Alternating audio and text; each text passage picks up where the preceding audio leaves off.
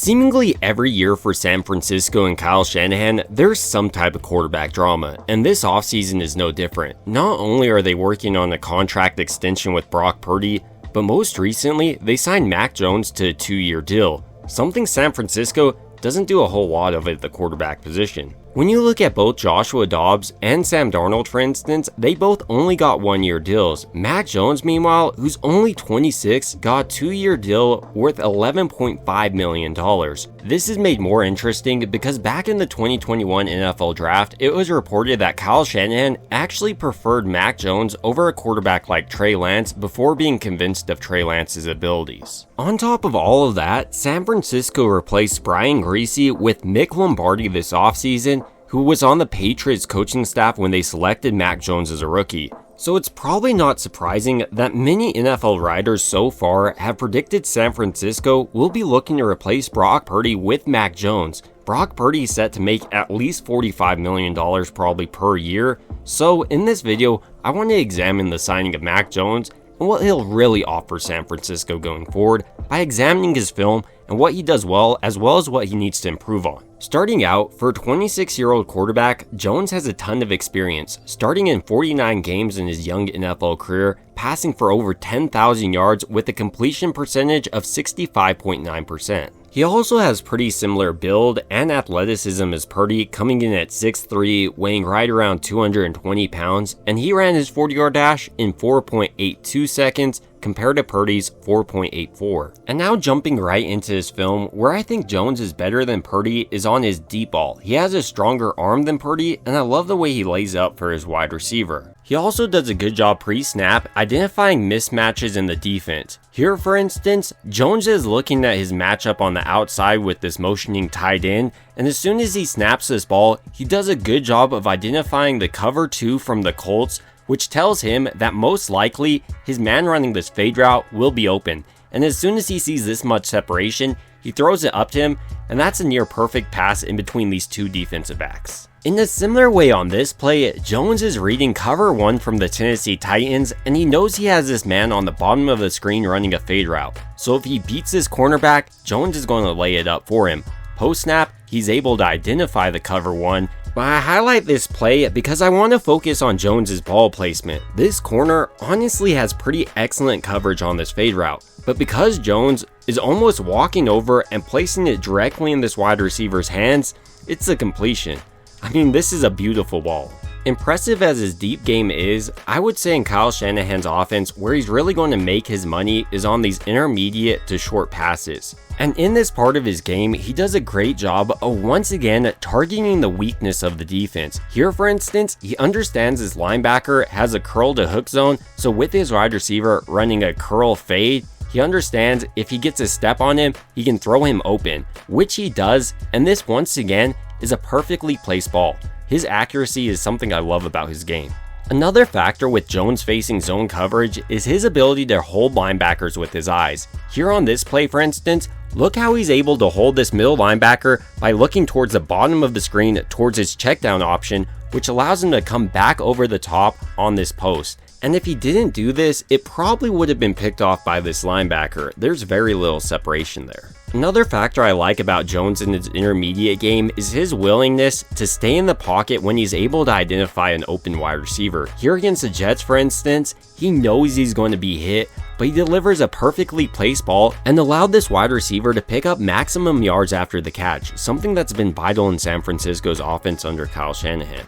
In a similar way here going against the Lions, Jones shows his ability to execute San Francisco's offense to perfection. Here the Jaguars are running a ton of crossers, and even with this defensive back in man coverage, Jones is able to attack the middle of the field just like Kyle Shanahan has loved to do over the last couple of years. A big reason I believe San Francisco signed Jones over another quarterback like Trey Lance, who also was available, is his ability to hit the so-called easy passes.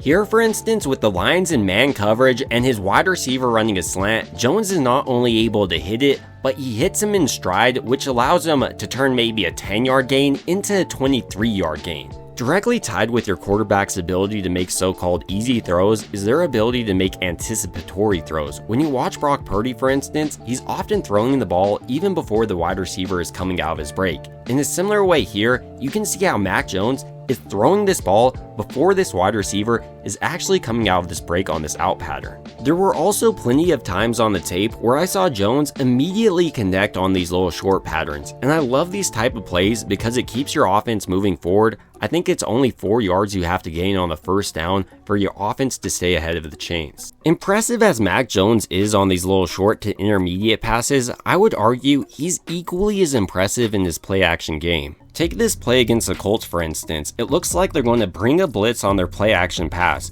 but Jones doesn't freak out and is able to turn his back to this defense, and once he gets his eyes back on them, he's able to calmly read it, understand there's no blitz coming, then steps up in the pocket, completing this deep pass to his wide receiver. Probably the most impressive part about this play to me is Jones' pocket mobility and presence. Here, for instance, he's able to quickly identify the defensive end coming off this side, so he steps up into this throw, and even without him being able to set his feet, his arm talent gets the ball there. In a similar way here against the Vikings, Jacksonville will be running a play action. Jones turns his back to the defense, this time though has 2 defenders barreling down on him, but he doesn't panic, floats the ball above his head, and is able to get the first down and some on this play. Probably his most underappreciated aspect in this play action game, in my opinion, is his ability to move. A lot of people think Jones is just a statue quarterback, and while he can do that, he can also get out of the pocket, look down the field, and connect on some deep passes, and even run. One of my favorite things about him running, for instance, is just him taking off when he sees an open lane in the defense. It might only be a couple of yards, but it's well worth it. Here against the Jets, he shows off not only that, but his escapability. Here he's able to break Quentin Williams' tackle, for instance, by stepping up in the pocket, then hits a nasty spin move on this defensive back. This is a similar run to Purdy.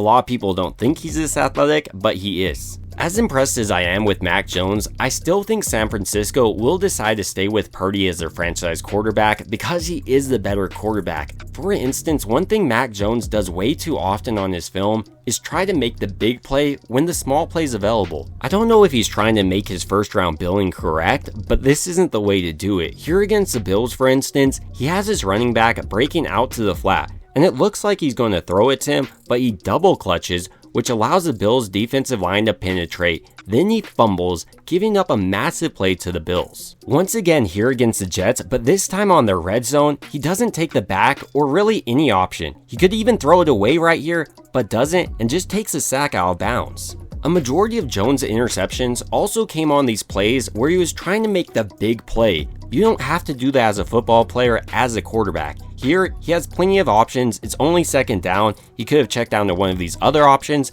but decides to go deep and gets picked off. So even though there's been a ton of speculation that San Francisco and Kyle Shanahan will replace Brock Purdy with Mac Jones, I don't see it. Rather, I see San Francisco resurrecting the career of a first-round pick. When you look at Sam Darnold, for instance, one of the things he really struggled with early on in his career was just taking the easy money. In a similar way to Mac Jones, and he even credited Brock Purdy with getting his career back on track. I really, thank Brock a ton, Brock Purdy, for, just his style of play and how he kind of described his style. Is like, we got a ton of great playmakers on offense. Like, my job is just to play point guard and get the ball in their hands and let them go do great things with the rock. And when I started to change my thought process as a quarterback to kind of just getting the ball in my guys' hands, then that's kind of where it unlocked for me. In a similar way with Mac Jones, I believe Brock Purdy should be able to unlock his potential more by showing him you don't have to be the quarterback that does everything, but you're the point guard of our offense.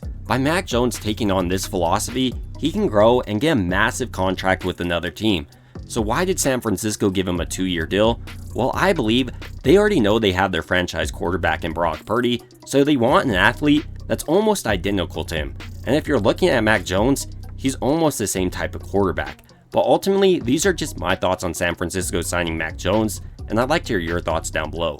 It would also mean a ton to me if you could like and subscribe. And as always, I hope you guys have a great rest of your day. I will be covering each one of the free agents as they sign them, as well as these draft picks. So if you're interested in it, do make sure you subscribe to my channel.